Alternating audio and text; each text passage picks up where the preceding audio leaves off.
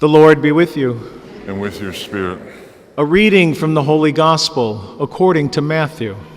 Glory to you, O Lord.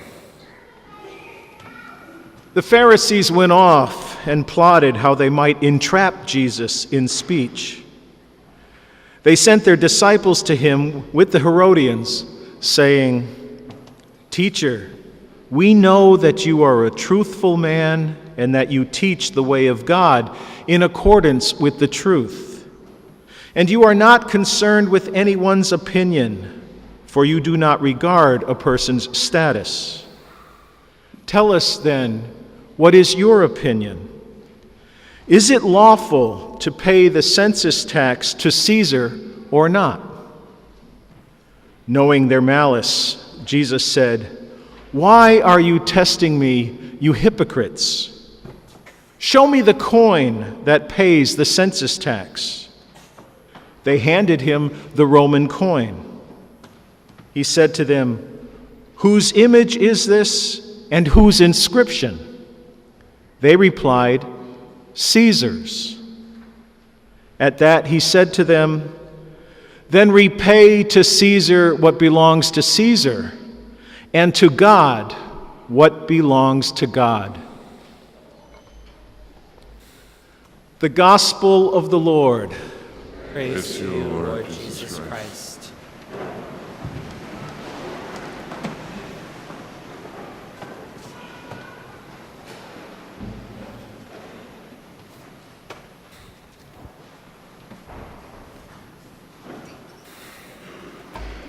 Good morning. Welcome to everybody. This morning's gospel is one of those kind of interesting history lessons. It's really one of the first times that we can identify a conflict between Jesus and the Pharisees. The Pharisees have begun their campaign to get him. They want him to blaspheme in some way or to cross the Roman authorities and get himself in trouble. Eventually they succeeded.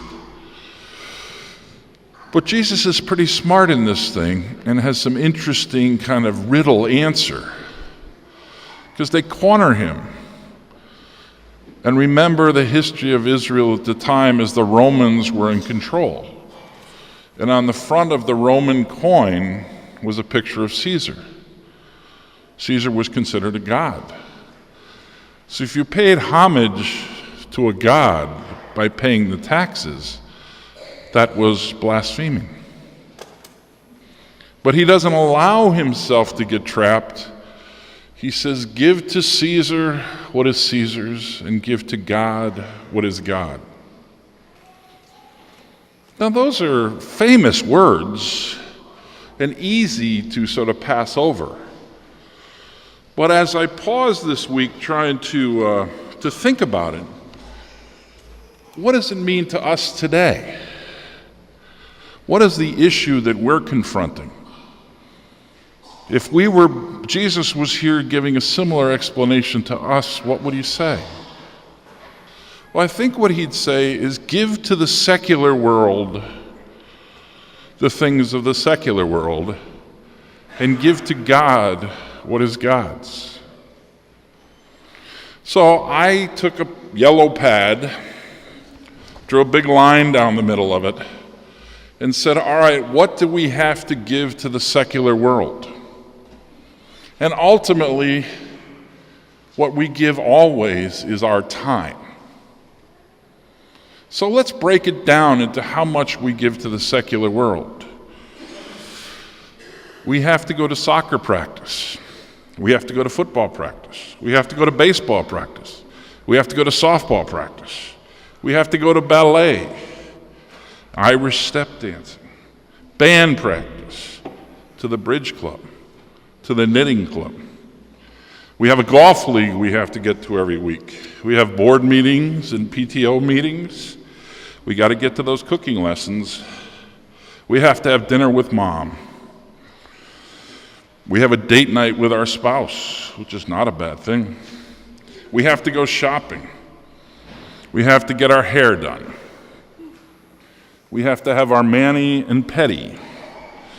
You should see the staff look at me when I walk in for one. We have to go to brunch. Oh, we have to watch the Patriots. We have to watch the Red Sox. See, yesterday I made a funny joke that the Red Sox aren't playing anymore, but the Yankees were. But now the Yankees aren't playing anymore either. So. We have to go fishing. We have to go to the beach. We have to go skiing, etc., etc., etc. Now, this was my list. With my family, what I used to have to do. You'd go to a full day of work, you'd get home, and all these things would come into play. And on Saturday, you ran around like a crazy person trying to fulfill everything you were supposed to do. So when Sunday came around, you were tired. So then we look at the other side of the ledger. What do we give to God? 45 minutes on a Sunday morning.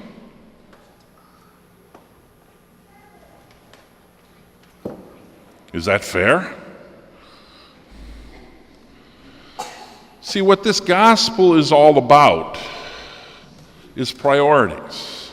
And it's perfect for our confirmation students because these are the questions that you have to begin to ask yourselves as you move forward. There's no right or wrong. These are your priorities. There's no book you can look up or anything else.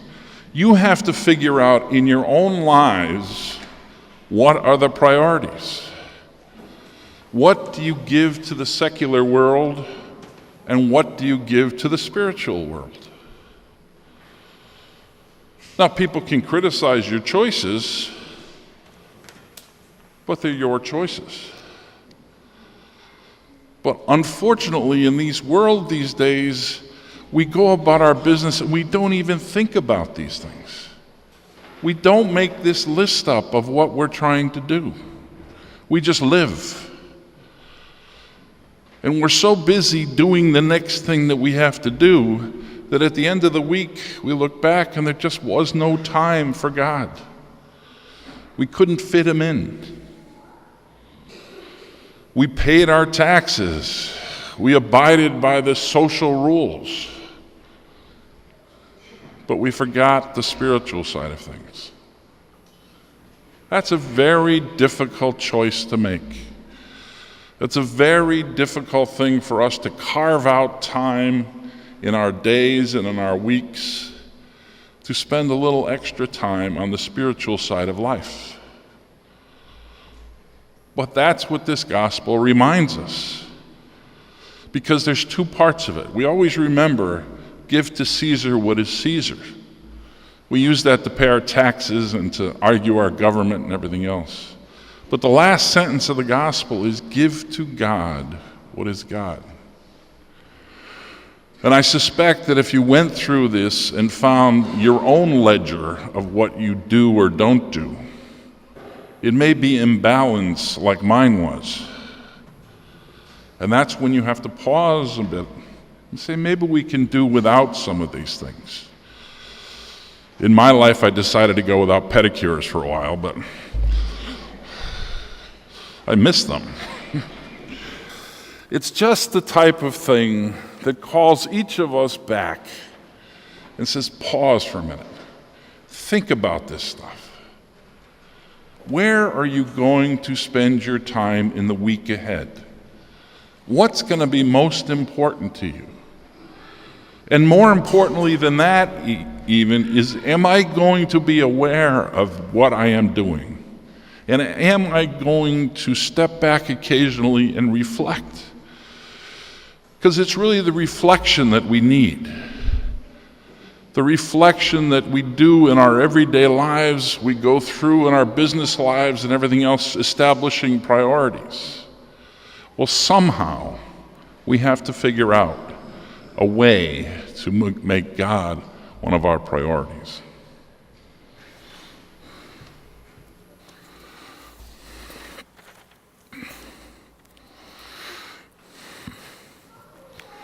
We now have the commitment ceremony for our confirmation students.